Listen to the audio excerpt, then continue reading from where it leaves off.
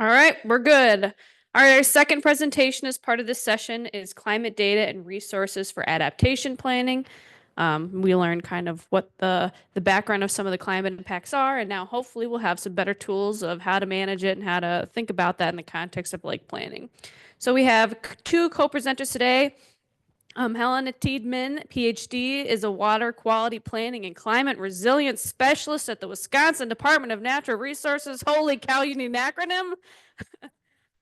She provides technical support for internal and external water quality planning efforts throughout the state with a specific focus on climate resilience and environmental justice. And then Katie Hine, over there, raise your hand, is an aquatic research scientist at UW Trout Lake Station and co-chair of the Water Resources Working Group for the Wisconsin Initiative on Climate Change Impacts. Now you can see where all of the acronyms come from. Awesome, take it away.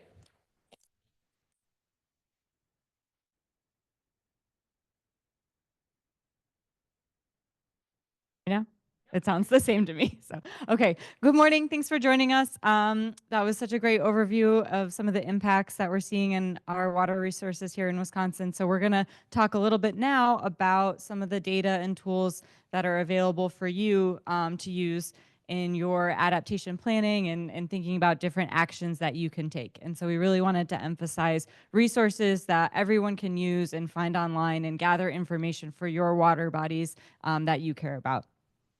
So we know that climate change is impacting our water resources and will continue to impact our water resources going forward.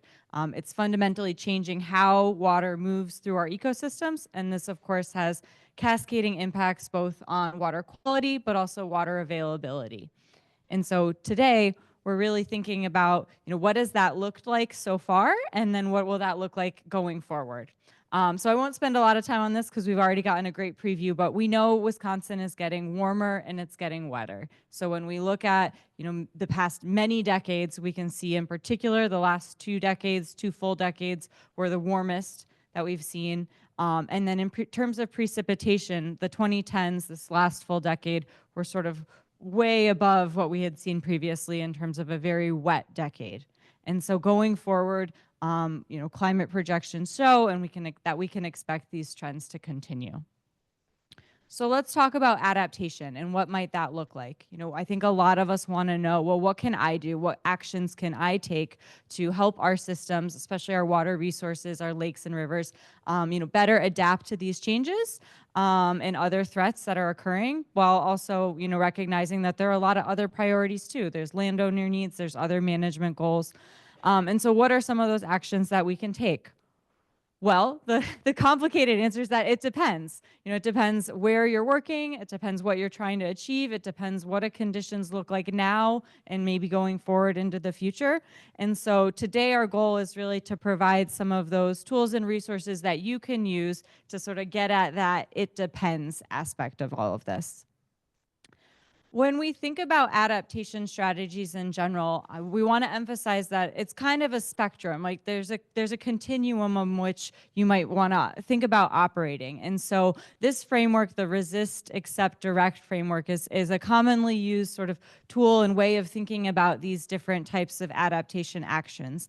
And I think it's really useful. In reality, we often kind of use a combination of some of these. So resist, that's like, we're trying to prevent change from occurring. We can think of an example of this maybe when we're dealing with new invasive species. What is our first mode of action? It's to try to prevent further spread, right? So doing everything we can to resist that change. In the middle, we have accept. And so this is more, we are now managing for this new condition. And so an example of this is a beach in Madison where you might be able to see they've sort of built this curtain with a filtration system around a beach area to provide a safer swimming area in this area. Now, of course, you'd probably want to also do some other actions, maybe in the watershed and looking at water quality overall. But really on that very hyper-local scale, they're thinking about how do we manage for this new condition in a way that can still meet people's needs. And then the last sort of category of this is the direct option. And that's where we're sort of promoting or steering change based on what we know new conditions already look like or are likely to look like in the future. So that might be your fishery management, but also I think a more of a terrestrial example that we're already seeing a lot when we think about, well, what terrestrial species, trees, plants might grow better in certain areas under current conditions, but also future conditions. So thinking about, well, what are the new plant hardiness zones? Those have been changed recently, and we've seen some big changes in Wisconsin. How do we select species that might be more resilient going forward? So that's where we're really steering the change. I wouldn't say it fully embracing it maybe, but thinking about how do we best align with new conditions.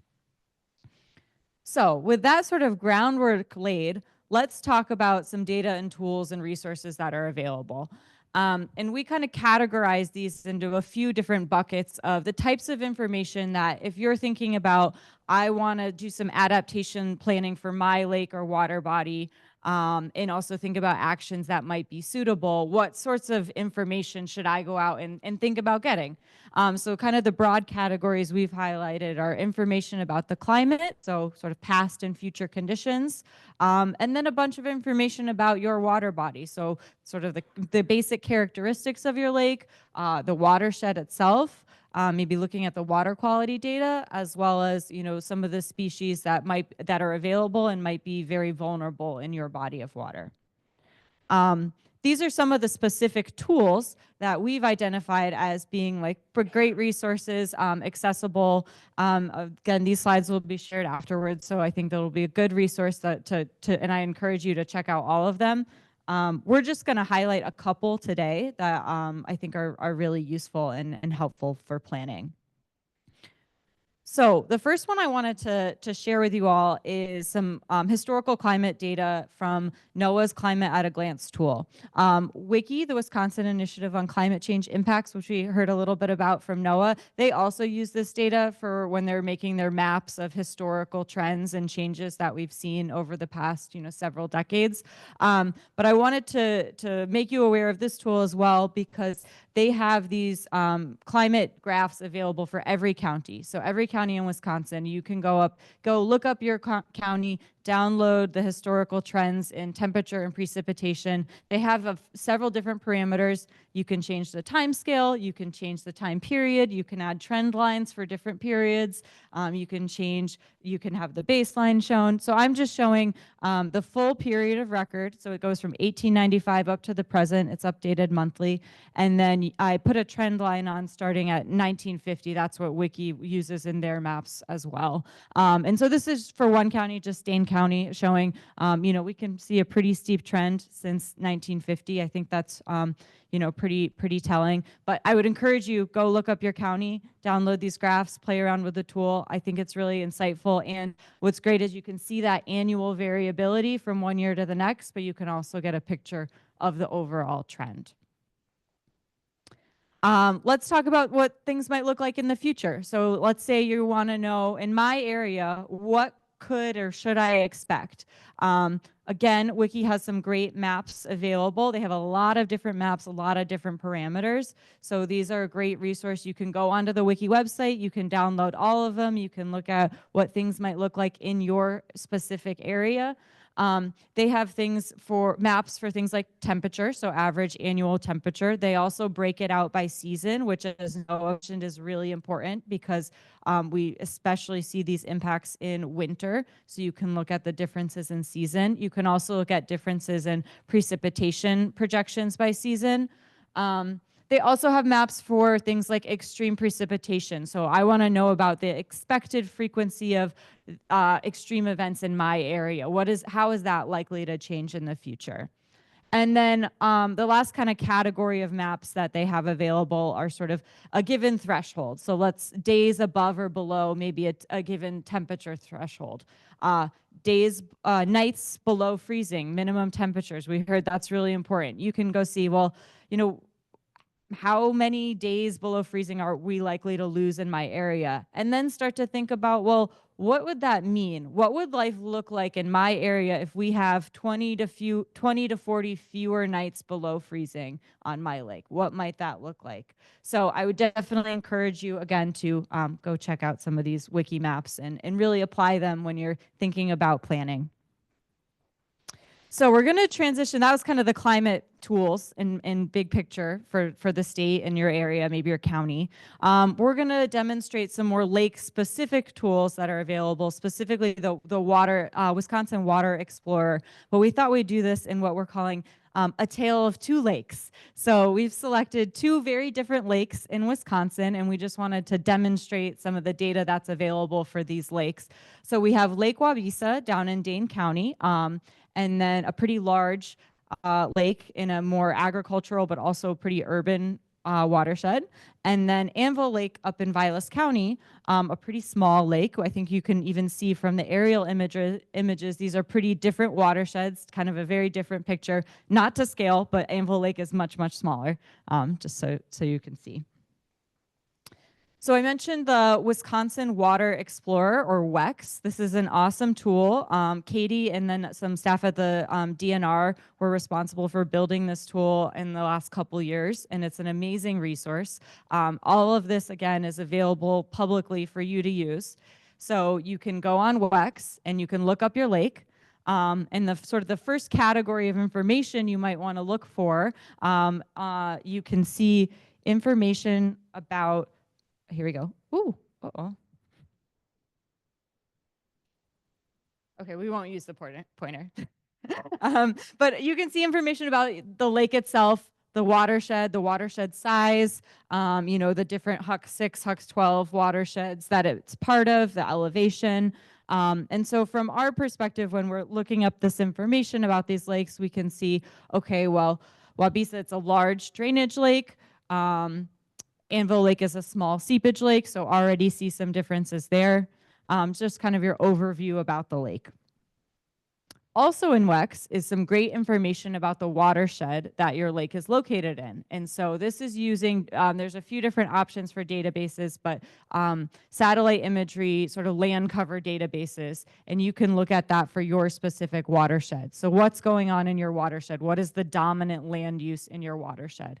Again, two very different lakes. Lake Wabisa is in a large agriculture and development dominated watershed. Anvil Lake, it's in a small forested watershed, very low development, and we can see that reflected here. So that then can steer how we might think about some of these actions that we'll choose going forward. And then the last sort of main category we want to highlight is water quality data. And so there's a ton of water quality data in WEX, and it's presented in sort of some overview graphs that you can view. So you can look at the trophic indicators for your lake, the status. So again, and also the lake category or natural community. Lake Wabisa being a deep lowland lake, it's quite eutrophic, whereas Anvil Lake is a deep seepage lake, more mesotrophic. So with all this can then kind of arm you to then think about what actions might be better suited for your specific lake, which Katie's going to talk about. Thanks, Helena. All right, so let's start with thinking more about Wabisa. So like Helena said, it's in more of an agricultural and urban watershed. So one other resource for you is actually the WICCI webpage, wiki.wisc.edu. On that webpage, they have a lot of different working groups thinking about a lot of different impacts, and then they have a lot of suggested solutions. And so that's where a lot of these ideas come from. So if your lake is in an agricultural watershed, these are some of the practices you might think of. So a lot of what we want to do is try to get that when rain comes down, to get it to infiltrate and prevent erosion and runoff, bringing those nutrients and sediments into our waters, right? This is something we're trying to do in agricultural watersheds anyway. So here are a lot of the suggestions, specifically having no-till cropping systems, having cover crops, with a lot of our dairy farms, having rotational grazing on perennial grasslands instead of, barnyards with feeding corn, improving manure management. So in the Yahara watershed, where Lake Wabisa is in that Madison area. There's more manure digesters now. There's also an effort, to try to not spread manure on snow, which is a time if that melts where it could really wash into the water, and increasing nitrogen use efficiency. So these are some general sort of ideas for an agricultural watershed. Now, if you're gonna, let's scale down to Lake Wabisa. Lake Wabisa Conservation Association got a lake planning grant, a comprehensive management planning grant from the DNR, and they just finished their plan in the end of 2024. And this is actually the first management plan for one of the Madison lakes. And so in that management plan, one of the goals was to reduce upstream agricultural runoff to improve water quality. There's a variety of actions, but a couple to highlight here. Wabisa is downstream from Mendota, Monona, so it's in a big watershed. There's already a lot of work being done to reduce phosphorus in that whole watershed. And they kind of recognize that. So one goal is, well, we want to be part of the bigger effort, but we also recognize we're kind of a smaller lake organization. So we're going to also focus on what we can do in our local catchment. And that's what you see in this map. Those are to the southwest there. That's really the land area that drains directly into Wabisa. So then they worked with CARPC, the Capital Area Regional Planning Commission, to do some analyses on that local catchment.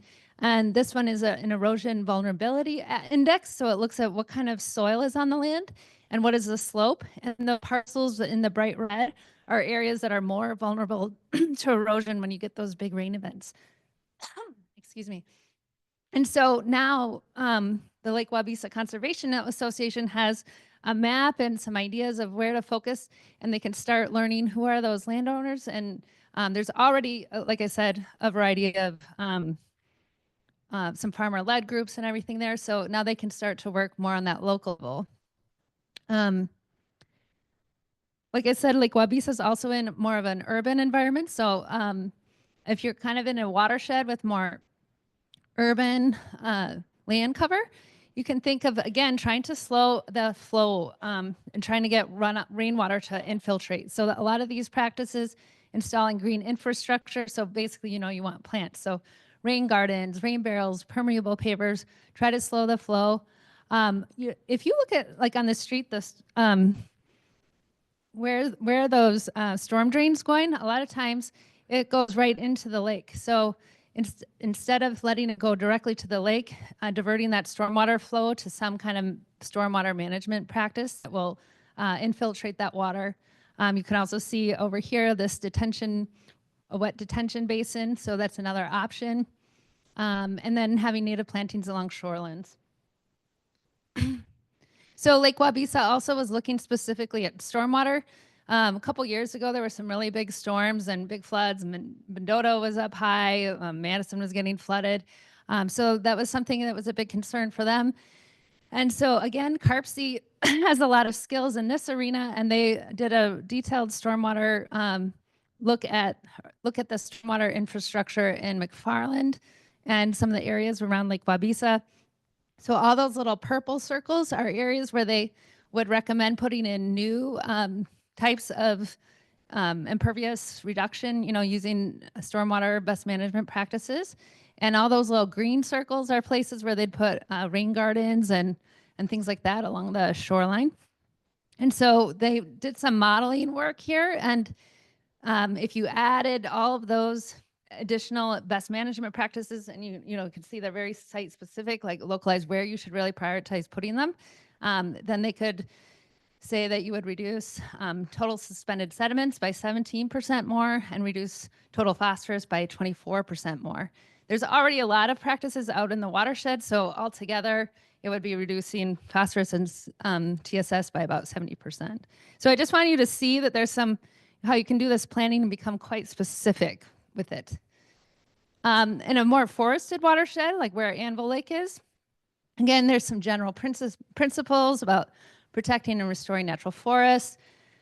Helena was talking about shifts in plants. So, thinking of what climate resilient species to be planting or promoting in forests. Another big one is maintaining and restoring floodplains. So having that connectivity and the ability for during those flood events for that water to go somewhere.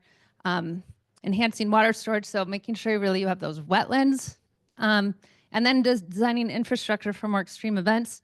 So again, like I forget when it was exactly, but 5 to 10 years ago, some major storms in northern Wisconsin. Ashland County got hit really hard with it. So this is an example from the Bad River tribe, replacing those roads and resizing infrastructure to be ready for those bigger storm events. Just checking out my time. Okay. So we don't have specific examples for Anvil Lake, but Vilas County just updated their land and water resource management plan and tried to incorporate some climate resilience type thinking into their plan. And one thing they've been working on is doing an inventory of the culverts in their county. And then that would also allow them, once they get that inventory, to be thinking about resizing the infrastructure. And so that's another point is, okay, we already know how to do some of this stuff, but we don't want to use the climate statistics of the past. We want to use the climate statistics of the future. Like what is the size of, like how much rain do we expect to fall in a short amount of time? And it's more, so we need bigger culverts. One thing I just want to end with a few ideas for more on the local scale, like what you could do just on your own property. So one way is to think about conservation. So we mentioned the lake level fluctuations. You know, when those lake levels go down, protecting that habitat and keeping the wood there so it'll be there for the fish when the lake levels come back up, keeping the riparian vegetation in place so that that will kind of reduce erosion for when the lake floods. Floating piers, like an example of an engineering solution. So again, your pier can go up and down with the lake levels. You could, maybe it's more work to get policies at the state level or the county level, but on your individual lake, you could put in individual, like local ordinances. And then more on the communication education side, like volunteer monitoring is a great way to get to know what's happening better. So lake level monitoring could be an example here. So I'm just going to kind of close out by saying we know with climate change, it's getting warmer, it's getting wetter. Noah talked about a lot of impacts. Helena talked about a few more. And then there's all these different adaptation actions we can do. One idea or one main point here is that it's not really anything extraordinary or new. It's a lot of things that we know we need to be doing anyway, but it makes it more urgent and we can be more specific and targeted with thinking about how we actually do it, incorporating a climate lens. And I just wanted to end with a quote from Dr. Edmund Toten. I make more impact at the local level than the higher level. And just thinking about that, you know, it can be overwhelming when you hear stuff in the news and think about global climate change and what can I do? But think about like just scale down and think about like something even on your individual property or that local lake. And there are things you can do and we all can make a difference when we work together. Thanks.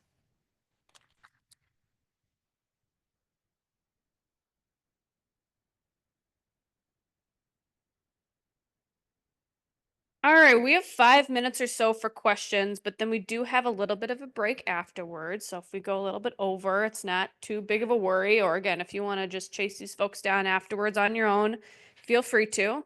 Do you have anything from Zoom? All right, not yet. We'll keep an eye on it. Questions? Holy cow, that can't be. Oh, I gotta get you a mic. Sorry, we have folks that are online. I was just wondering if most of this information is on the WICCI website.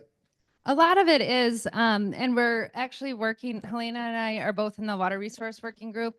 So we're planning to update, we're not going to have a whole printed report, but we're updating information for next year. So there will be some updates to our website and trying to bring more of these tools online with links. Like one example is colleagues from the Forest Service have been developing a toolbook for how do you resize, how do you figure out what the right size culvert is when you're putting in these new ones. And they've got a whole bunch of workbooks and tools now developed for that. And I'll just add one thing. So I've been working very closely with some like Wisconsin Land and Water, and we're putting together a climate planning toolkit specifically for land and water planning, but our idea is that it could be used in any kind of planning, and that we're hoping to get out in the next couple months. So keep an eye out for that. I have a question. I'm not sure this is the appropriate setting for it, but planning ahead or planning ahead for things like the COVID pandemic. We feel that our lake, like in our area up in Northwest Wisconsin, lakes that did not have much traffic, even on weekends during COVID, just became flooded with visitors. People came to their lakes to work. They were out all week long. And we think that lake areas, or a couple of lakes in areas, one got zebra mussels real bad about 2 years after COVID. Our lake got Eurasian water milfoil very bad 2 weeks after 2 years after COVID.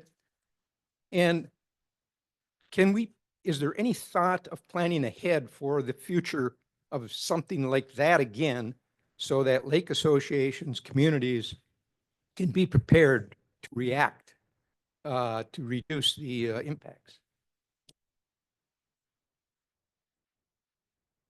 I think that's a really interesting point, and I can say that I observed that too. Where I used to live on the Yahara River, and I remember seeing more people than ever canoeing on that river the year that COVID started. I haven't thought about that. I know that there's another with another thing that WICCI has been thinking about is this idea of climate migration, and just this idea that Wisconsin actually, compared to other places, will be a pretty safe environment to live in. And so to also start planning ahead for maybe some population increase as people come here, as overall a great place to live.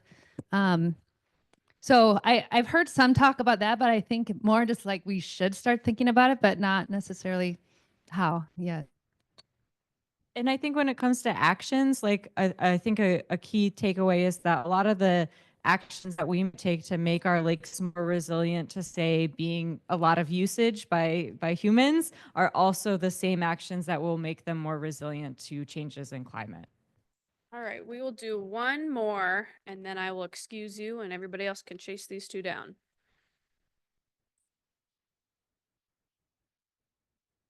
Isn't there some data out there on lake capacity, on how much human traffic a lake can tolerate before it feels negative effects? Because that would go in with what that last person asked. And I think if we all understood what that was, we could perhaps make some policies, local ordinances regarding to that.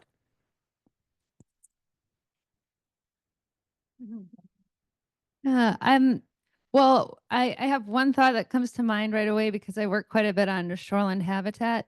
So with that one, there's a lot of literature that shows loss of frogs, loss of different organisms.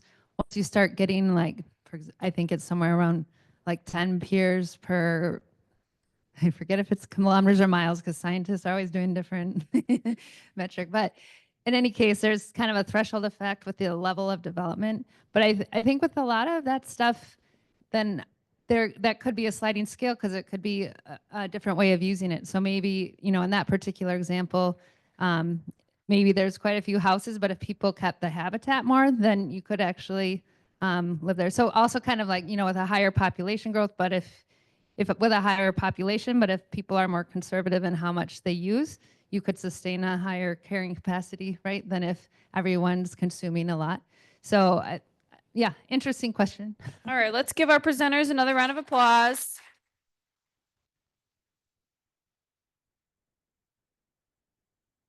All right.